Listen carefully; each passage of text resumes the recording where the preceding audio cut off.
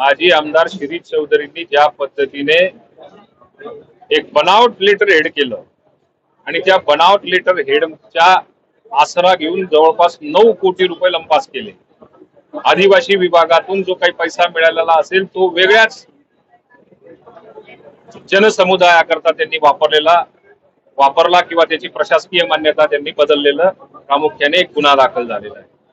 मी नंदुरबारच्या police प्रशासनाचं या ठिकाणी कौतुक करतो की त्यांनी तक्रारीची दखल घेतली आणि शासनाची जी फसवणूक झालेली, शासनाचा पैसा ज्या हेतूने ज्या विभागाला दिला असेल, ज्या समाजाला दिलेला असेल, त्याच्यामध्ये शासनाची जी फसवणूक झालेली आहे त्याची ते योग्य पद्धतीने चौकशी करतील आणि त्यांनी तो गुन्हा सुद्धा रजिस्टर करून ठेवलेला आहे.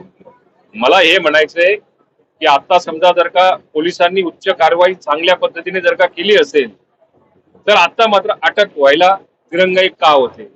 मागे समजा जर का अशाच प्रकारचं नंदुरबार जिल्ह्यामध्ये दंगल झाली, मारामारी झाली, रॉबरीची केस झाली, त्याच्यामध्येही कुठेतरी त्यांना बचावासाठी कोणीतरी राजकीय दबाव आणून पोलिसांवरती एक प्रकारे दबाव आणला आणि त्यांची अटक थांबलेली. आता समजा जर का दबाव येत असेल तर मात्र हा दबाव कोणाच्या माध्यमातून येतोय?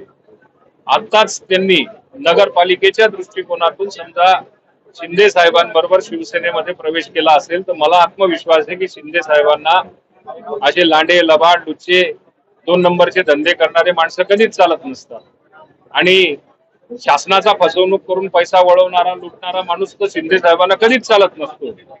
पण हा राजकीय दबाव कोणाचा असेल? काही लोक असं सांगतात की राज्यमंत्र्यांकडनं समजा जर का अशा प्रकारचा अटक न होऊ देण्याचा जर का गृह राज्यमंत्र्यांचा दबाव जर का असेल तर मला असं वाटतं याची तक्रार आम्ही मुख्यमंत्र्यांपर्यंत नक्की करणार. गुन्हेगार असतो, फ्रॉड असतो, मनी लॉन्ड्रिंगच्या बाबतीमध्ये असेल, मग तो शासनाचा पैसा असेल लुटलेला किंवा अन्य कुठल्या 2 नंबरच्या व्यवसायामधनं किंवा बनावट कुठल्याही दारूच्या प्रकरणामधनं असो, असा पैसा कमवलेला असेल, अनेकांची प्रॉपर्टी हडप केलेली असेल, अनेक ठिकाणी मनी लॉन्ड्रिंग केलेलं असेल, अशा व्यक्तीला समजा जर का कोणीही समजा राज्यामधला मंत्री जर का वाचवण्याचा प्रयत्न करत असेल तर आम्ही त्याची मुख्यमंत्र्यांना नक्की तक्रार करणार. वेळ प्रसंगी पुढच्या अधिवेशनामध्ये योग्य ती कारवाई नाही झाली तर जरी आम्ही सत्तेत असलो आणि चुकीचं जर का होत असेल तर त्याच्या बाबतीमध्ये आम्ही वेळ आली तर चुकीच्या माणसाच्या राजीनाम्याची सुद्धा मागणी करणार.